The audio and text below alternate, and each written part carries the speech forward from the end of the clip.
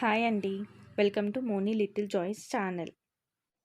ఈరోజు మన ఛానల్లో healthy and weight gain recipe oats porridge పిల్లలకి ఎలా ప్రిపేర్ చేసుకోవాలో చూసేద్దాం. దీనికోసం ఒక ప్యాన్ తీసుకొని అందులో 1 కప్ ఆఫ్ ఓట్స్ వేసుకోండి. ఓట్స్ని లో ఫ్లేమ్లో పెట్టుకొని డ్రై రోస్ట్ చేసుకోండి.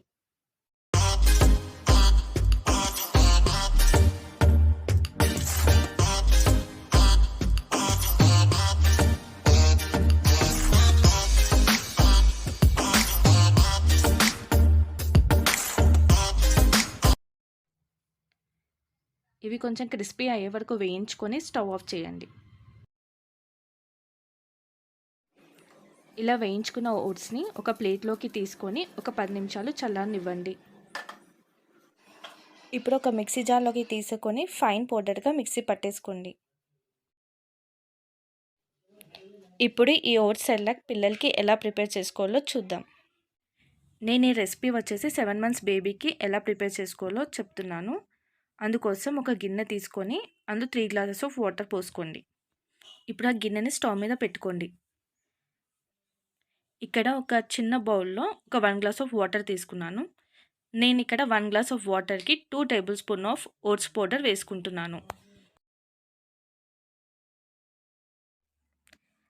లంప్స్ ఫామ్ అవ్వకుండా ఓట్స్ పౌడర్ని బాగా మిక్స్ చేసుకోండి.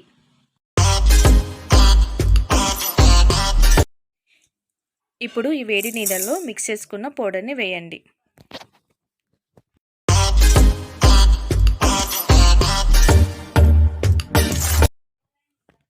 ఒక 2 మినిట్స్ కుక్ అయిన తర్వాత 1 టేబుల్ స్పూన్ ఆఫ్ బెల్లం పౌడర్ వేసుకోండి. బెల్లం పౌడర్ వేసుకోవడం వల్ల ఓట్స్ టేస్ట్ చాలా బాగుంటుంది.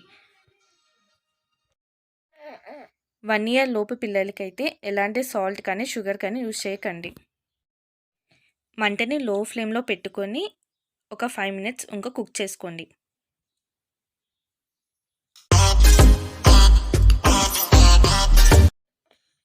ఇప్పుడు డ్రై ఫ్రూట్స్ పౌడర్ ఒక 1 టేబుల్ స్పూన్ వేసుకొని బాగా కలపండి. ఈ డ్రై ఫ్రూట్స్ పౌడర్ ఎలా ప్రిపేర్ చేసుకోవాలి నేను ఆల్రెడీ వీడియో అప్లోడ్ చేశానండి మన ఛానల్లో. ఎవరైనా చూడకపోతే నేను ఆ లింక్ డిస్క్రిప్షన్లో ప్రొవైడ్ చేస్తాను, చూడండి. మంటని లో ఫ్లేమ్లో పెట్టుకొని కలుపుతూ ఉండండి, లేదంటే అడుగంటే ఛాన్సెస్ ఉంటాయి. బేబీ ఫుడ్ ప్రిపేర్ చేసినప్పుడు మనం అక్కడే ఉండాలి.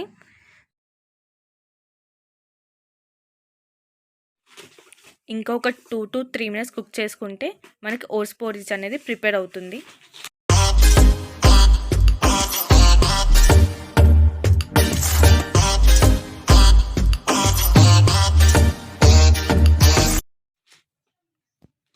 ఇప్పుడు చూడండి, ఆల్మోస్ట్ మనకి దగ్గర పడిపోయింది.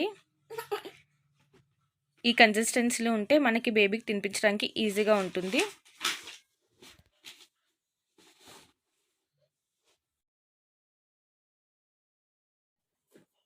ఓట్స్ పోరిజ్ ప్రిపేర్ అయిందండి. ఇక స్టవ్ ఆఫ్ చేసుకొని చల్లారనివ్వండి.